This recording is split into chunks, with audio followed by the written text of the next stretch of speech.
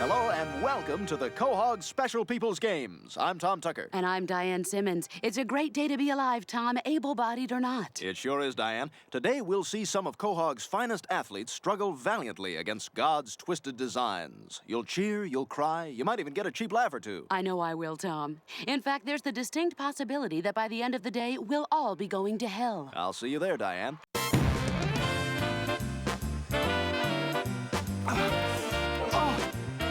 Oh, no point. Don't censor me! I love you. I think I can safely say that thanks to the censors, that the show probably stands as the single edgiest show that's ever been on primetime network TV, and we're pretty proud of that. Hello, Boston! It's silly, and it's bold, and it's ridiculous. What have you all taken a vow of silence? Come on! Every week I've been offended and grossed out by Family Guy. Put your hands together for the one, the only, His Holiness the Pope! It pushes the envelope, but it's hilarious. There were things that were taboo for the network. Religion, they were really nervous about. That's why the Weinstein show didn't air. It appears Peter Griffin has entered a synagogue. Lock and load, brides of Christ! The first few drafts of it were really offensive.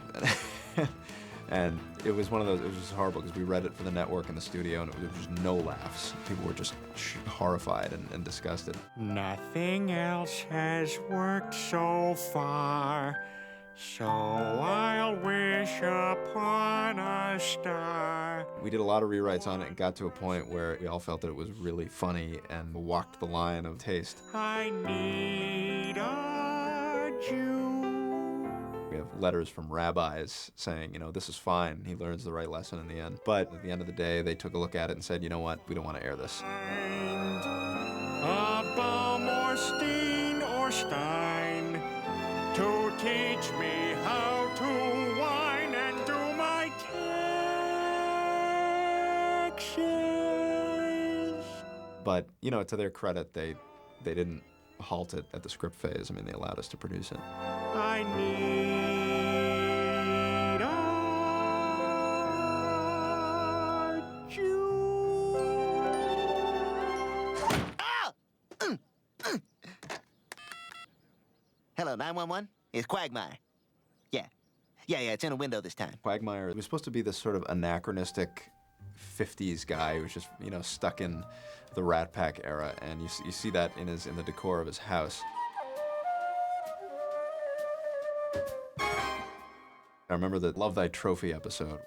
Quagmire is in bed with a girl, and they've finished having sex, and she says, Glenn, honey, I have a question for you.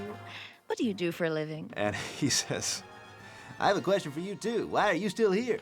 instantly we all sort of knew exactly who this guy was. He's just this despicable sex maniac who's just a disgusting human being and therefore hysterically funny. Hey, honey, why don't you turn around and show me the Lower East Side? Sure. Whoa, transvestite, back off. Wait a sec, pre-op or post-op? Pre-op. Whoa, transvestite, back off. You can usually gauge by the room reaction. You know, the joke is pitched, and if everybody laughs, then chances are enough people in America will laugh too. If everybody gasps and is horrified, then, you know, that's usually a pretty good litmus test. I grew up with two brothers, so I was built to work in that writer's room with the boys. I became a sick individual working on the show. That was pathetic. Tell your wife to come over to my place if she wants a little boom shakalaka. Boom shakalaka. Boom shakalaka. Boom. Working on a show with the kind of hours that we did, where we were there, you know, until 3, 4 in the morning, you're guaranteed to lose objectivity now and then as far as, you know, what's tasteful and what's not. As soon as I seduce him, get ready to snap the picture. Peter, you're really gonna try and seduce Luke Perry? Listen, Brian, I take a bullet for Meg, so I'm sure I can take it.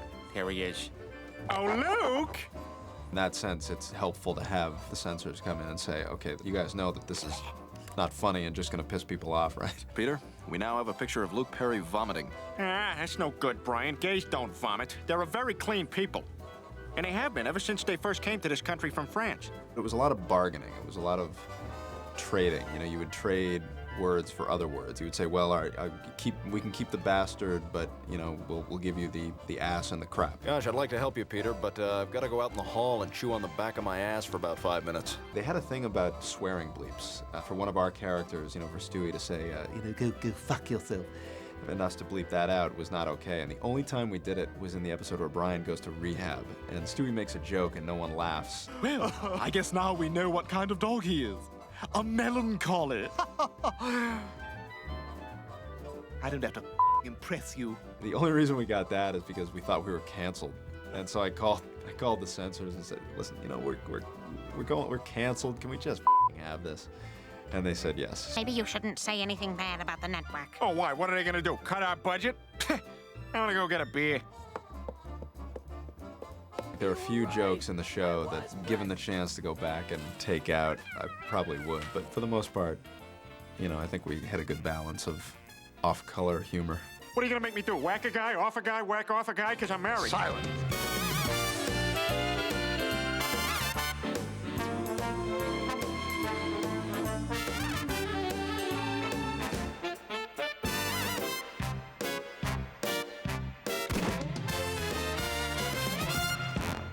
Next up, stay tuned for our special investigative report on the clitoris, nature's Rubik's Cube.